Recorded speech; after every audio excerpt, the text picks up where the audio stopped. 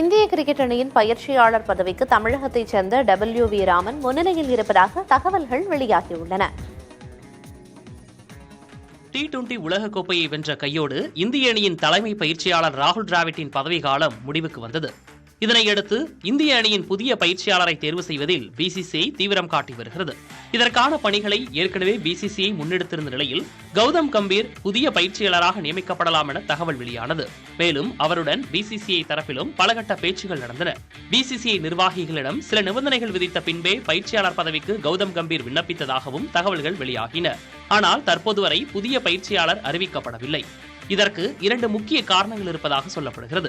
பயிற்சியாளர் பதவிக்கான நேர்முக தேர்வில் தமிழகத்தைச் சேர்ந்த WV ராமன் அளித்த எதிர்கால திட்டம் BCCI நிர்வாகிகளை வெகுவாக கவர்ந்துள்ளதாக கூறப்படுகிறது. இது மட்டுமின்றி இந்திய அணியின் மூத்த வீரர்கள் மட்டுமின்றி சில முக்கிய இளம் வீரர்கள் கௌதம் கம்பீரின் தலைமையின் கீழ் விளையாட அதிருப்தி தெரிவித்துள்ளதாக கூறப்படுகிறது. இதனால்தான் இந்திய அணியின் புதிய பயிற்சியாளர் தேர்வு அறிவிப்பில் காலதாமதமாகிறது. மேலும் உலகக்கோப்பை வெற்றிக்கு பின் முக்கிய வீரர்கள் பலரும் புதிய பயிற்சியாளர் குறித்து கருத்து தெரிவித்துள்ளனர். அதன்படி புதிய பயிற்சியாளராக தமிழகத்தைச் சேர்ந்த WV ராமனை BCCI அறிவிக்க வாய்ப்புள்ளதாக தெரிகிறது. ஒருவேளை கம்பீர் பயிற்சியாளராக நியமிக்கப்பட்டாலும் WV ராமன் பயிற்சியாளர் குழுவில் இடம்பெறுவார் என கூறப்படுகிறது. இந்நிலையில் BCCI நிர்வாகி ஒருவர் சென்னையில் WV ராமனை சந்தித்து பேசியுள்ளதும் இதனை உறுதிப்படுத்துவது போல் உள்ளது. தமிழகத்தைச் சேர்ந்த WV ராமன் இதற்கு முன்னர் தமிழ்நாடு, பெங்கால் அணி பயிற்சியாளராகவும் இருந்துள்ளார்.